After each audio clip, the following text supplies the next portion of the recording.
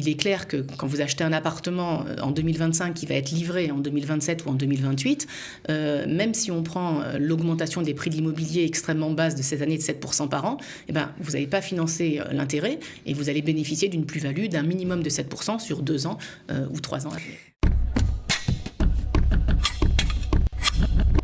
Vous avez envie acheter sur plan, acheter en seconde main, les questions sont complexes, vous voudriez faire des économies, savoir quel est le meilleur deal. Bien, on va essayer d'éclaircir ce sujet, notamment avec les nouveaux contrats proposés par des promoteurs immobiliers. Alors, on va voir si c'est, on va dire, justifié, si c'est dangereux, si c'est plutôt conseillé, avec Judith Kahn, qui est conseillère en crédit immobilier, docteur en économie et qui connaît bien le secteur. Judith Kahn, bonjour et bienvenue. Bonjour Cathy. Alors Judith, bienvenue. On voudrait justement savoir si c'est le moment d'acheter tout simplement. On va commencer par une question générale parce qu'entre l'inflation, la hausse des crédits immobiliers, on se demande ce qu'il faut faire. Alors disons que sur l'année 2024, les prix de l'immobilier ont légèrement augmenté. On est à une augmentation d'environ 7% sur le marché, mais il faut savoir qu'il y a une grosse différence entre les nouveaux projets et les achats de seconde main. Ça veut dire que sur le marché de la seconde main, on n'a pratiquement pas de baisse de prix. Sur le marché des promoteurs, il y a beaucoup de nouvelles façons de financer les biens. Oui, parce que les promoteurs n'ont pas envie de rester avec des appartements vides, flambant neufs sur les bras. J'imagine que c'est comme ça, que ça se passe. Exactement. C'est-à-dire qu'à l'échelle nationale, il y aurait 140 000 unités de logement qui sont disponibles et qui n'ont pas été encore vendues. Et les promoteurs sont en manque de trésorerie, en manque de liquidité. Donc, ils proposent toutes sortes de solutions pour encourager les gens à acheter. Par contre, les propriétaires de biens immobiliers, on appelle ça les biens de seconde main, c'est ça dont on parle, ne vendent pas parce qu'ils attendent que ça remonte en fait. Exactement. C'est-à-dire que tout le monde est convaincu que d'ici la fin de la guerre, dès qu'il y aura un peu de stabilité géopolitique, les prix de l'immobilier vont redémarrer et donc que c'est pas le moment de vendre. Donc du coup, les propriétaires attendent. Ils attendent depuis 24, 30, 36 mois. C'est à peu près le temps moyen de vente d'un appartement en Israël aujourd'hui, en seconde main. Quelle est la problématique, puisque c'est ce qui reste en fait apparemment sur le marché, ce sont les immeubles en construction qu'on achète sur plan. Quelle est la problématique d'acheter sur plan en général ? Alors, quand on achète sur plan, il y a beaucoup d'inconnus. Okay, d'abord, on achète un appartement sur plan, donc on ne le voit pas physiquement. Et ensuite, généralement, on doit payer l'appartement au fur et à mesure de l'avancement de la construction. Ce qui fait que si aujourd'hui on est en location, on va commencer en fait à débloquer le crédit immobilier, à payer une mensualité de crédit immobilier en parallèle au loyer qu'on paye. Donc du coup, ça devient un petit peu compliqué. On a deux loyers, quoi. Voilà, ça devient compliqué à gérer. Et la deuxième problématique, c'est que les prix de vente des appartements sur plan sont toujours indexés à l'indice des matériaux de construction.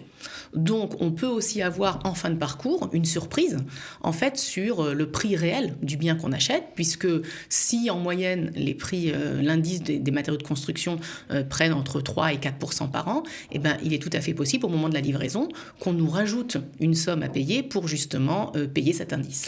Donc, ça veut dire qu'on a acheté, je dis un chiffre au hasard, un appartement à 2 millions. L'indice de la construction a fait augmenter le bien de 100 000 ou 300 000 shekels. Comment on fait pour financer ce gap ? Alors, si vous êtes allé au maximum de votre capacité de financement, ça veut dire que selon la loi de la règle de la Banque d'Israël, si vous achetez votre premier appartement, vous avez le droit à 75% de financement. Donc, si vous avez déjà utilisé vos 75% de financement, le supplément de l'indice ne pourra pas être financé par la banque. Il faut que vous trouviez par le crédit d'autres immobilier. solutions. Non, absolument pas. Ça ne pourra pas rentrer dedans. Non, parce que la régulation de la Banque d'Israël dit qu'on va se baser sur 75% de la somme inscrite sur le contrat de vente. Et au moment du contrat de vente, personne ne sait quel va être cet indice-là. Donc c'est quelque chose qu'il va falloir financer en plus en fin de parcours et c'est un inconnu et ça, c'est qui a de l'impact. Une inconnue qui a de l'impact et dont les gens ne sont pas toujours tout à fait au courant. Pas toujours. Donc là, c'est bien de le dire aujourd'hui. Exactement. Voilà. Alors, fort de ce constat, j'imagine que les promoteurs sont bien au courant de tout ça. Ils essaient justement de trouver des solutions pour ne pas rester avec leur appartement sur les bras. En même temps, ça peut aider peut-être les consommateurs. Alors, une des solutions que proposent les promoteurs aujourd'hui, c'est ce qu'on appelle le 20-80. Qu'est-ce que c'est que cette formule du 20-80 ? Ça veut dire que si vous achetez un appartement sur plan aujourd'hui, vous allez payer 20% aujourd'hui à la signature du contrat et 80% à la livraison. Ok, donc 20% qu'on aurait, comme on appelle ça, la comme apport personnel. Apport personnel. Exact, exact. Okay. Et en fait, l'avantage de cette solution-là, c'est que du coup, vous allez bloquer le prix d'un appartement. Vous n'allez pas devoir assumer votre crédit immobilier plus votre loyer, puisqu'en fait, les 80% restants, ce qui est la majeure partie de la somme, vous allez la débourser au moment de la réception des clés. Par contre, ça ne va pas enlever l'indice des matériaux de construction. Ça, il faudra toujours le payer. Ça, il faudra toujours le payer. Est-ce que c'est intéressant pour les gens qui ont envie de devenir propriétaires? Je pense que c'est extrêmement intéressant parce que dans les projets de 20-80, vous avez 2 types de projets.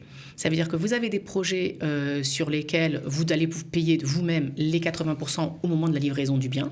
Donc ça avec un crédit immobilier. Avec un crédit immobilier, exactement. Fait à la banque. Oui, généralement à la banque, normal.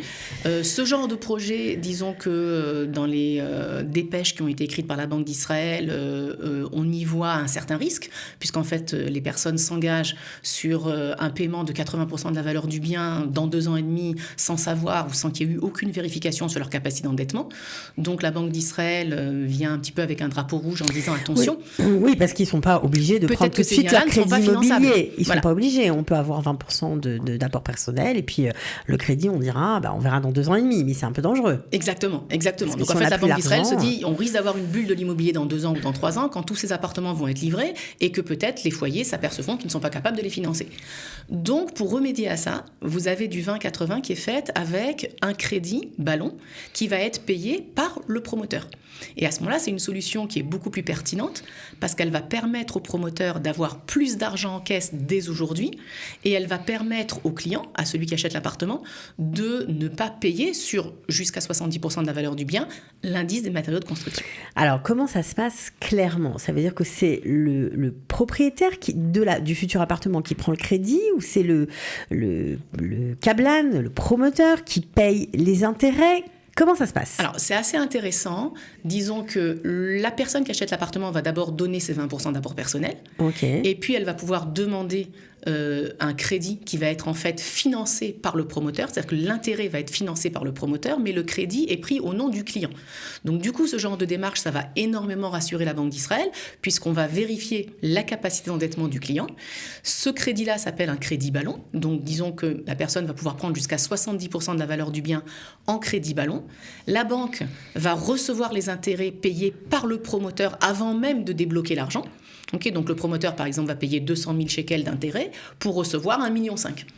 Et comme en fait 90% du projet a déjà été financé pratiquement au moment de la signature, il n'y a que sur les 10% restants qu'il y aura l'indice des matériaux de construction. Alors, malgré tout, on comprend que pour la banque, c'est plus sûr. Bien sûr. Oui, parce qu'ils sont obligés tout de suite, le client est obligé de mesurer sa capacité d'endettement et de voir si oui ou non on peut lui prêter l'argent. Vous trouvez que c'est par rapport à la plus-value, vous trouvez que c'est aussi un bon plan ? Alors, je pense que ce genre de financement est particulièrement intéressant parce que quand les banques accompagnent ce genre de projet, ça veut déjà dire que les promoteurs ont passé une certaine sélection. Okay. Donc, c'est déjà peut-être plus sûr que d'autres projets qui ne bénéficient pas de cet accompagnement. Sinon, la deuxième chose qui est intéressante, c'est que si vous voulez acheter un appartement pour en faire un investissement et recevoir des rendements locatifs, eh ben, vous pourrez en fait commencer à payer votre crédit immobilier quand le locataire rentrera dans la maison. Puisque vous avez simplement débloqué votre apport personnel, vous allez en fait payer en crédit ballon les 70% qui ont été payés par la banque, qui ont été avancés, voilà, beaucoup plus tard, enfin au moment de la livraison. Et donc en fait, vous allez avoir une synchronisation de votre crédit immobilier et de l'entrée du locataire payés, qui paiera qui vous permet en fait de pouvoir aller jusqu'au bout de la transaction. Donc c'est plutôt sympa. C'est plutôt sympa. Non, et puis deuxième possibilité, vous achetez simplement pour faire une plus-value. Ça veut dire qu'il est clair que quand vous achetez un appartement en 2025 qui va être livré en 2027 ou en 2028, même si on prend l'augmentation des prix de l'immobilier extrêmement basse de cette année de 7% par an, eh ben, vous n'allez pas financer l'intérêt et vous allez bénéficier d'une plus-value d'un minimum de 7% sur 2 ans ou 3 ans à venir. Voilà, et puis ça permet aussi de ne pas avoir 2 loyers à payer puisqu'on peut déménager au moment de la livraison si jamais c'est pour de l'habitation, donc c'est vraiment intéressant. Bon, alors nous, en tout cas, on était ravis d'entendre parler de ces nouveaux contrats 20-80%, 20% d'apport, 80% de Alors, il faut dire qu'il existe même des projets de 10-90. C'est-à-dire que si vous cherchez bien, c'est plus rare. C'est plus rare, mais vous avez aussi des promoteurs qui sont tellement à la gorge qui sont prêts à faire du 10-90. Ok, bon, en tout cas, nous, on était ravis de parler de ces sujets parce que c'est vrai que l'accès à la propriété reste une des questions très importantes, notamment pour les Olim Hadashim, pour les nouveaux immigrants. Donc, on espère comme ça vous avoir donné peut-être une piste pour accéder à la propriété. Merci beaucoup. Avec grand plaisir. À bientôt. À bientôt.